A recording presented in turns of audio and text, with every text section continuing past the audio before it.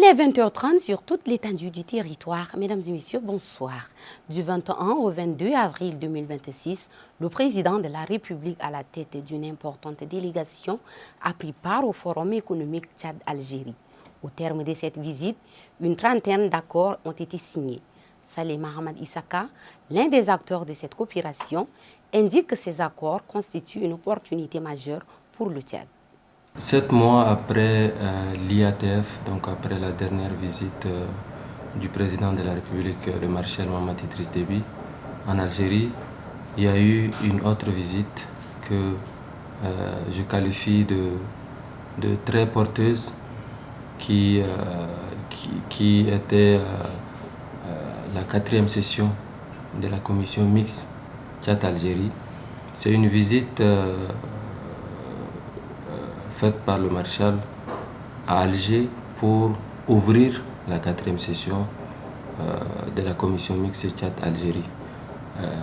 La lecture que je fais en tant qu'ancien d'Algérie et aussi en tant que président de l'association pour la fraternité Algérie-Tchad pour le développement et la solidarité, AFRA-SD, c'est un rapprochement entre les deux pays, un rapprochement très attendu qui a commencé d'être réel. Donc en moins de 7 mois, 2 visites d'État, ça montre à suffisance que les relations entre les deux pays ne font que s'améliorer et s'intensifier.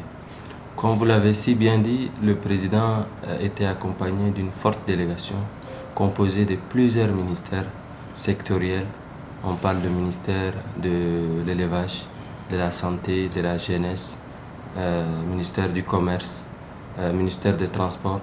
Donc voilà les axes sur lesquels la commission mixte a travaillé, sur lesquels les ministères ont pris part. Les ministères ont signé aussi des partenariats. Donc on parle plus ou moins de tous les secteurs qui contribuent au développement d'un pays. On parle du transport, on parle de la jeunesse, on parle de l'éducation. Voilà. Donc le ministère de l'enseignement supérieur et de la recherche scientifique était aussi présent. Et donc, c'est des secteurs très très connus et très porteurs qui étaient présents. Tout en saluant les avancées, Saleh Mohamed Issaka estime que cette collaboration permettra au Tchad de découler plus efficacement ses ressources naturelles vers l'Algérie. Comme je disais tout à l'heure, c'est une coopération bilatérale. C'est-à-dire que le Tchad peut bénéficier d'un certain nombre de choses de l'Algérie et l'Algérie aussi peut bénéficier d'un certain nombre de choses de l'Algérie. De manière très pragmatique, le problème de l'énergie, les problèmes du pétrole qui sont actuellement récurrents ici au Tchad, l'Algérie peut rapidement résoudre à travers un grand groupe que je peux même dire son nom, le groupe Sonatrach, qui est une filiale très avancée dans le domaine de l'énergie et du pétrole. Donc ça, c'est une priorité. Il faut que l'État tchadien et l'État algérien puissent vraiment travailler très rapidement sur cet aspect pour résoudre le problème de l'énergie qui est un problème récurrent au Tchad, premièrement. Deuxièmement, l'Algérie est aussi connue à travers son partage de connaissances. L'Algérie a formé beaucoup de Tchadiens, que vous soyez dans l'administration publique ou privée, vous allez voir toujours des Tchadiens qui sont formés en Algérie. Et voilà donc un deuxième axe de travail sur lequel les deux gouvernements puissent travailler très rapidement pour la coopération de ces deux pays. Dans l'autre sens, c'est-à-dire pour le Tchad, ce qu'a le Tchad pour l'Algérie, c'est d'abord nos ressources naturelles. Le Tchad regorge beaucoup de ressources naturelles que l'Algérie en a besoin, que l'Algérie importe même d'ailleurs. Donc on parle de l'agriculture, notamment le sésame, tout ce qui est produit agricole est très demandé en Algérie. Donc c'est aussi un axe sur lequel l'État tchadien peut travailler très rapidement avec l'État algérien. On parle aussi sur l'élevage. On a un cheptel, un grand cheptel, un cheptel énorme en termes d'élevage de moutons et de vaches. Et la viande est très demandée par l'Algérie. L'Algérie importe aussi une grande partie de sa consommation en termes de viande rouge Donc voilà, si je peux citer de manière pragmatique, les axes sur lesquels les deux pays puissent collaborer très rapidement. Réunis ce mardi 28 avril 2026 à la Maison des médias dans le 6e arrondissement d'Indiamina, la coalition Wakil Tchad Al-Jadida a appelé ses militants à ne pas prendre part à la marche annoncée le 2 mai par le GCAP. Par la voix de son coordonnateur Mati Abakar, elle affirme privilégier la stabilité du pays, soutient la main tendue du président de la République et considère cette mobilisation comme une menace à l'ordre public à visée politique. Suivez. Nous annonçons la non-participation de tous nos membres à cette marche prévue pour le 2 mai 2026 qu'organise le GCAP, groupe de concertation des acteurs politiques et nous leaders de la mobilisation en tant que cheville ouvrière de toutes les actions menées par les transformateurs, par Wakitama et aujourd'hui par GCAP. Comme vous le savez, le Tchad fait face à des défis sécuritaires majeurs. Dans cette circonstance, d'où la nécessité de surseoir à l'appel lancé à notre endroit par les organisateurs de la marche. Nous déclinons également toute offre allant dans le sens de l'instabilité du pays et également, c'est pourquoi nous tenons à saluer la dissolution du GCAP par la Cour suprême. Et nous nous désengageons totalement à cette marche et nous appelons nos frères étudiants de différentes facultés et écoles de ne pas répondre à cet appel. Nous leur disons, ne répondez pas à cet appel qui est ni pacifique ni social, dont le calcul est politicien. C'est ainsi qu'ils sont guidés par leur ardent désir de nous faire engager dans leur idéologie malsaine. Les affrontements intercommunautaires survenus au village d'Igot, dans le département de Dartama, juste au début de la semaine, a perduré jusqu'au lundi 27 avril. Ce conflit et d'autres dont les conséquences sont souvent regrettables proviennent soit d'un désaccord autour du foncier, de l'eau et celui entre éleveurs et agriculteurs, Sana Claressia. Selon les sources concordantes, les affrontements déclenchés le 26 avril dernier dans un village de Wadjefira appelé Digot se sont obstinément étendus à 2 jours. Le bilan communiqué par les autorités fait état de plus de 42 morts et 10 blessés. La lutte aurait débuté par un différend entre 2 familles concernant l'accès à un point d'eau, apprend-on à travers les médias. Au Tchad, au cas où un affrontement ne trouverait pas son origine dans une dispute de point d'eau, il proviendrait du foncier et de celui qui met souvent aux prises les éleveurs contre les agriculteurs. Tous les conflits intercommunautaires qui se sont produits au Tchad ont en commun ces germes.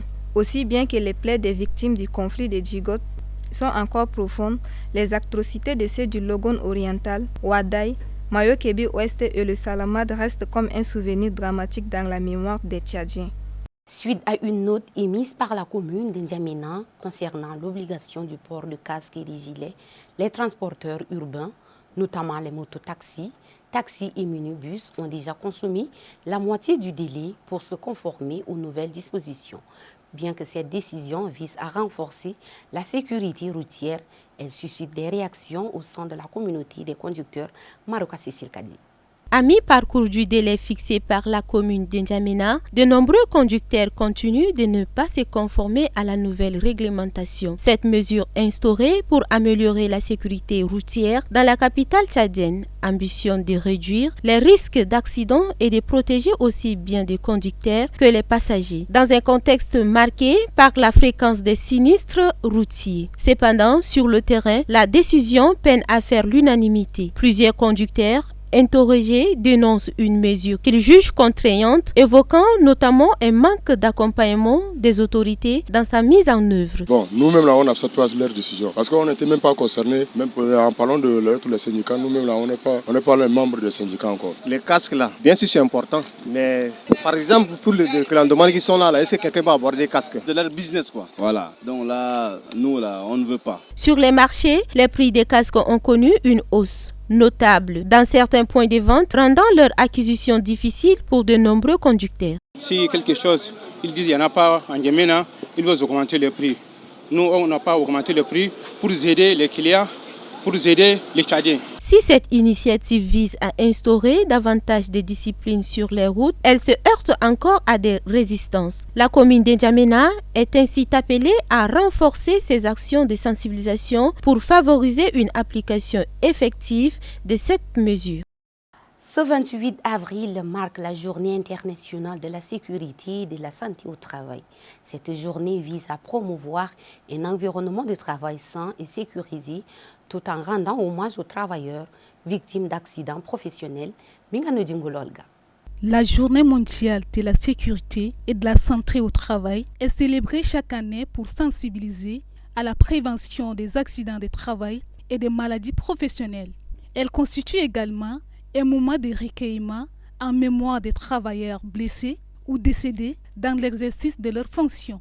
Au Tchad, cette commémoration soulève une interrogation essentielle. Les travailleurs des secteurs publics et privés évoluent-ils dans des conditions réellement favorables? Pour Brahim Ben Saïd, secrétaire général de la Confédération libre des travailleurs du Tchad, CLTT, les entreprises exerçant au pays font des efforts pour garantir la sécurité et le bien-être des employés. Au Tchad, nous avons quelques usines. Nous avons la brasserie du Tchad. Maintenant, la brasserie du Logo, avant c'est le Tchad, maintenant la DDT. Nous avons Coton Tchad. Nous avons la Sonasuite. Nous avons la textile. Nous avons la manufacture de cigarettes, nous avons la laboratoire théologique. Et donc tout ça là, nous avons souvent des stations de travail, qui font bien le travail, soit par manque, parce que les gens ne portent pas leurs mesures de protection, ils ne portent pas les gants ou les casques. Et même dans les bâtiments, il y a des gens qui chutent. Après dans les bâtiments, nous allons avoir des filets de protection. Quand vous n'avez pas de filet, quand vous chutez, une distance de chuter, donc vous attendez dans le filet pour que vous serez protégé. Donc on oblige aux employeurs d'utiliser tout ça là. C'est la quête de travail social qui fait ces enquêtes avec l'inspection du travail, qui verbalise les employeurs qui respectent pas ces choses-là. Et puis aussi, nous avons aussi des maladies professionnelles. Donc certains postes de travail, on les connaît. Si vous restez dans tel poste de travail, pendant 5 ans, 10 ans, vous allez avoir une maladie. Et cette maladie-là, ça peut être maintenant ou même à la retraite. Vous pouvez être victime de cette maladie-là même à la retraite. Vous pouvez juste déclarer à la CNPS comme maladie professionnelle. Donc on connaît maintenant, on vous dit dans quel poste de travail, vous allez dans quel poste de travail. Et les médecins connaissent déjà, la CNPS connaît déjà que vous avez telle maladie, on vous prend en charge. En cette journée, l'accent est mis sur la responsabilité des employeurs et des autorités afin de renforcer les mécanismes de protection des travailleurs et de prévenir les risques professionnels.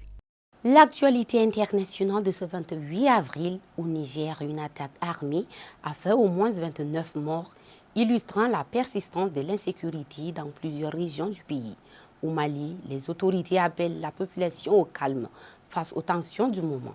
Enfin, en Libye, la visite du ministre grec des Affaires étrangères est marquée par des échanges autour de la question migratoire et de la coopération régionale à Touring-Marinuel.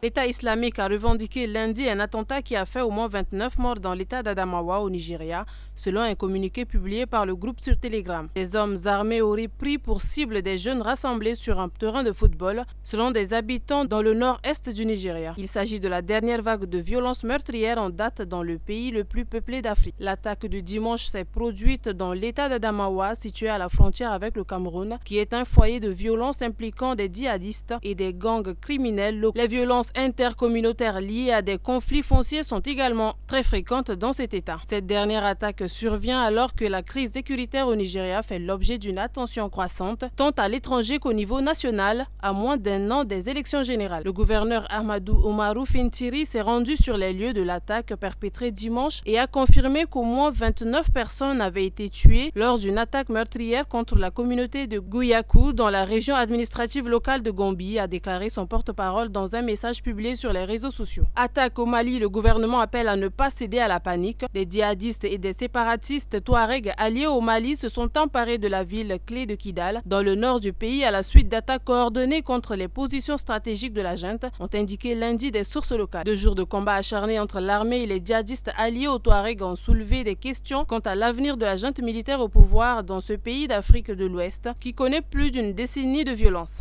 Le ministre de la Défense Sadio Kamara a été tué tandis que le général Assimi Goïta, chef de la junte militaire qui a pris le pouvoir à la suite du coup d'État de 2020, n'est pas apparu ni ne s'est exprimé publiquement depuis le début des combats ce week-end. Enfin, cap sur la Libye où le ministre grec des Affaires étrangères Georges Gerapetitris s'est entretenu lundi avec des responsables libyens sur divers sujets allant de l'immigration à l'économie et la coopération entre les deux pays. La Libye est l'un des passages clés pour les ressortissants d'Afrique subsaharienne qui tentent d'immigrer clandestinement en Europe. Le ministre grec s'est entretenu avec le chef de gouvernement d'Union nationale libyen Abdelhamid Al-Debeba et le ministre des Affaires étrangères par intérim Al-Tahir Salam Al-Baou.